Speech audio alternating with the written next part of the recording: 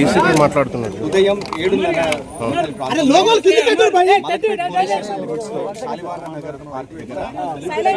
కొంతమంది దుండగులు ఒక స్విఫ్ట్ కార్లో వచ్చి ఒక పర్సన్ని పైన కాల్పులు జరిపి ఇక్కడ నుంచి పరారయ్యారు. ఆ పర్సన్ కేతాబాద్ చందు నాయక్ అని 47 ఏళ్ల వయసు ఉన్న వ్యక్తి. ఇతను సిపిఐ స్టేట్ కౌన్సిల్ మెంబర్. ఇతను రాచకొండ లిమిట్స్లో ఉన్న చైతన్యపురి పోలీస్ స్టేషన్ లిమిట్స్ ఇక్కడికి సమీపంలో అతను నివాసం ఉంటున్నారు.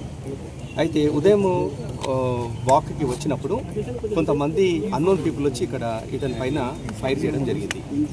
సంఘటన స్థలంలో కొన్ని రౌండ్స్ మాకు దొరికాయి, కొన్ని అన్ఫైర్డ్ రౌండ్స్, అట్లాగే కొన్ని ఎంటీ షెల్ దొరికాయి. ప్రస్తుతము దర్యాప్తు కొనసాగుతుంది.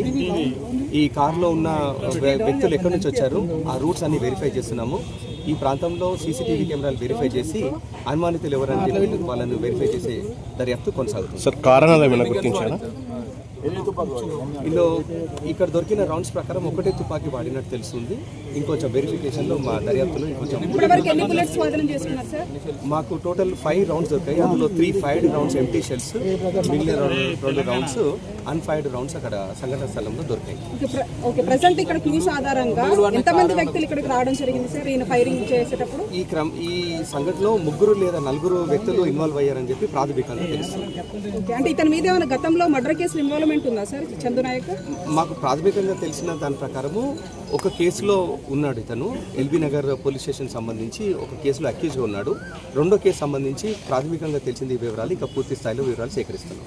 సార్ ఎన్ని బృందాలు ఏర్పడి ప్రస్తుతం ఒకటే బృందం వచ్చినట్టు అనుమానిస్తున్నాం. అవి ఇంకా దర్యాప్తులో ఉంది. ఆ వివరాలు ఇంకా పూర్తిగా కారణాలు ఏమైనా తెలుసు? వాళ్ళకు గతంలో రైవల్రీ ఉన్నట్టుగా అనుమానిస్తున్నాం. పాతల కక్షల నేపథ్యంలో జరిగిన మర్డర్ గా భావిస్తున్నాం.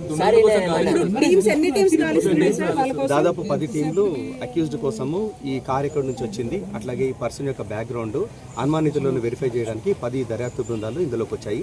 ఇప్పుడే క్లూస్ టీమ్ వచ్చి వివరాలు సేకరించడంతో పాటు డాగ్ స్క్వాడ్ కూడా వచ్చి కొంచెం ప్రిలిమినరీ ఇన్ఫర్మేషన్ సేకరించడం ఉన్నది. ఇంకా కొంచెం లేదు, ఎటువంటి కంప్లైంట్ మాకు చేయలేదు. అది కూడా గతంలో అతని బ్యాక్గ్రౌండ్ కూడా వెరిఫై చేయడం జరుగుతుంది. ఎల్బీ నగర్ లో ఏదైతే కేసు నమోదైందో అది ఎన్ని సంవత్సరాల క్రితం సార్? 2022లో జరిగిన నమోదైన కేసు అది. దాని వివరాలు కూడా సేకరిస్తున్నాం. అంటే అప్పుడు ఏ కేసు సార్? అంటే లైక్ మర్డర్? ఇది మర్డర్ కేసు. ఇందులో అక్యూజ్డ్ ఉన్నాడు, డిసీజ్డ్. ఇందులో అక్యూజ్డ్ ఉన్నాడు. ఎవరిని హత్య చేశారు? ఏమైనా డీటెయిల్స్? ఆ డీటెయిల్స్ ఇంకా వెరిఫై చేస్తున్నాం. ఇంకా దర్యాప్తు కొనసాగుతుంది. వాటి వివరాలు సేకరిస్తున్నాం. Okay sir, thank you.